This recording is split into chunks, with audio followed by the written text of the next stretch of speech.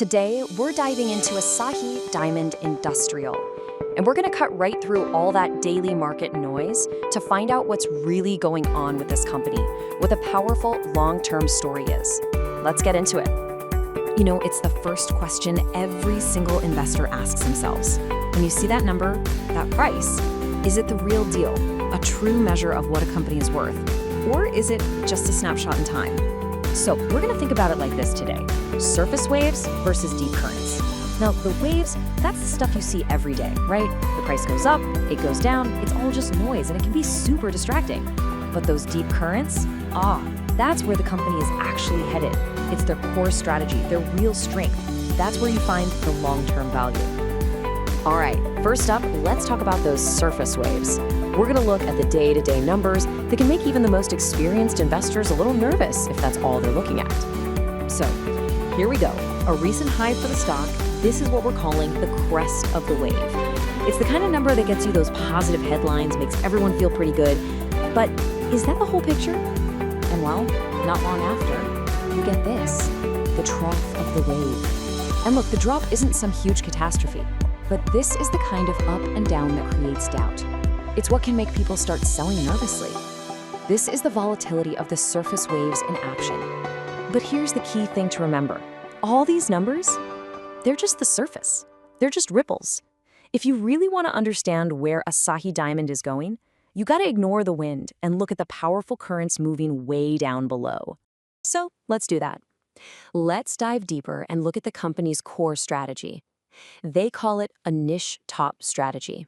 And this is the first of those powerful currents that really tells us where they're going.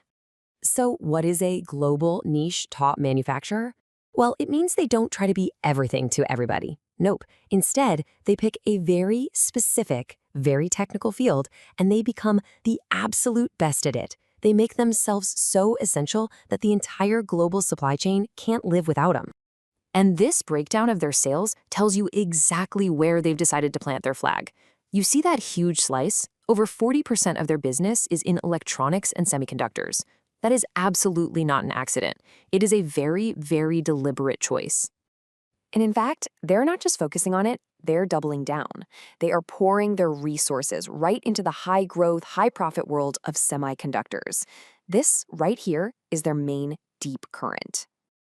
Okay, so let's follow that current. Let's see exactly why this bet on semiconductors is such a powerful engine for their future.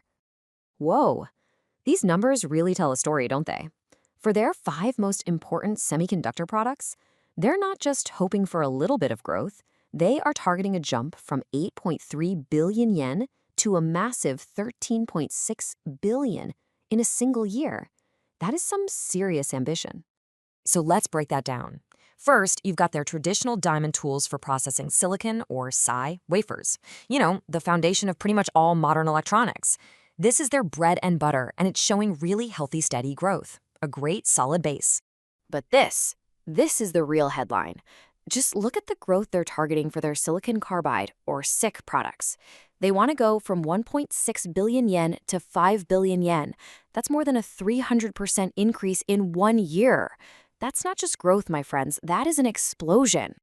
So why the huge bet on SiC? Simple. SiC power semiconductors are the future. They are absolutely vital for making things like electric vehicles more efficient. They are a key piece of the puzzle for global decarbonization. And guess what? SiC is an incredibly hard material, and you need the world's hardest material, diamond, to cut and polish it. Asahi Diamond is putting itself right in the middle of one of the biggest economic shifts of our lifetime. Okay, a great strategy is one thing, but what does it mean for your wallet, for investors? Let's dive into our last deep current, how all this work translates into real, tangible value for shareholders. Honestly, this number is just staggering. They are targeting a total return ratio of over 120% on a 3-year average. What does that mean? It means they plan to return more cash to shareholders than the company is even worth over that period. It is an unbelievable commitment. And they're backing that up with a target dividend payout of over 50%. When a company commits to giving back over half its profits as dividends, that signals huge confidence in their future, and it shows you a management team that truly puts its investors first. You might be asking, where does all this cash come from? Well, right here. They plan to generate at least 16 billion yen in cash over 3 years. That gives them all the firepower they need to invest in that explosive SiC growth and reward their shareholders at the same time. And these aren't just some vague ideas.